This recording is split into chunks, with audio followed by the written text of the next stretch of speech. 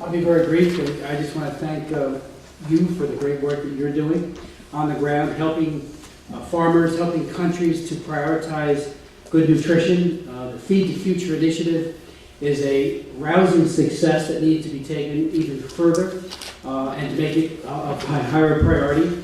You know, I actually cut my eye teeth on what low-cost interventions can do back in 1983 in my second term.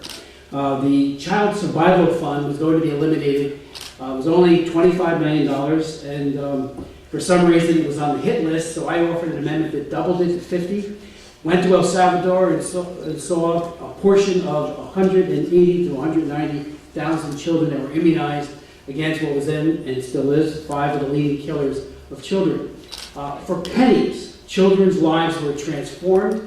Their mothers, were obviously absolutely pleased and happy with this, and it made for stronger immunity systems going forward to ward off and to mitigate disease.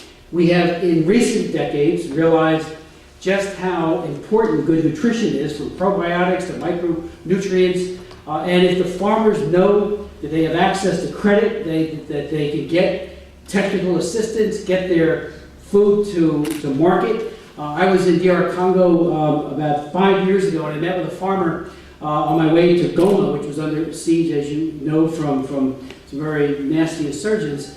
But this farmer said, he almost in a braggingly way, he goes, "I could grow anything. I just can't get it to market. Look at these roads." And they looked like it was cratering on the moon. It was so bad.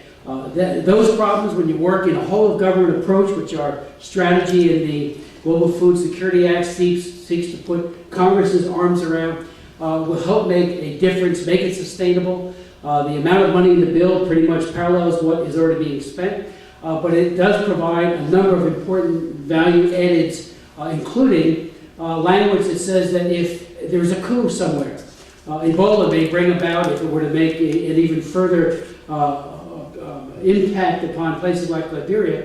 We're all concerned that fragile democracies can sometimes experience a coup, and our foreign aid and important nutritional helps and the like would then be put at risk. So this has a notwithstanding any other provision of law aspect to it that would keep that continuity notwithstanding what's happening on the political level. I'm happy to be working with Betty McCollum. People say that bipartisanship is dead. It is not. There are many of us who work across the aisle and do so as robustly and as aggressively as we can for important and what I believe to be very noble ends, as do you. That's why you're here. We're working very closely with Dr. Shah at USAID, who has done a magnificent job at the helm of that important agency on a number of issues, including and especially these important nutritional programs. And thank you for the work that you're doing. If we don't have a private-public sector initiative where economies of scale can be realized, where prioritization can be realized, many people will continue to go to bed hungry. Let me finish with this. I was in Nigeria twice within the last year, and I went up to Jos, a place where Boko Haram is doing terrible things to mostly Christians, but to Muslims as well.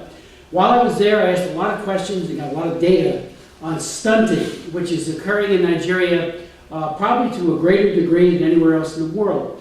A number of children die. The numbers are staggering, maybe as many as 560,000 per year at birth or soon thereafter.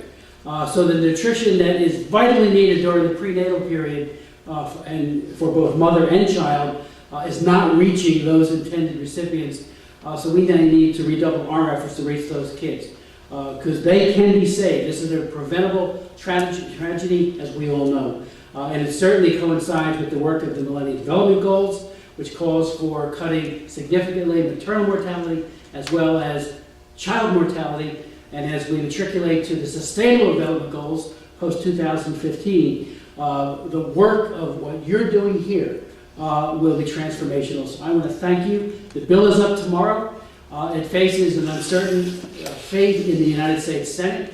I'm very hopeful, an optimist, that things can come together to get it unanimous consented over on the Senate side. If not, we'll be right back beginning of next year, and we will get this passed into law with your help. Thank you.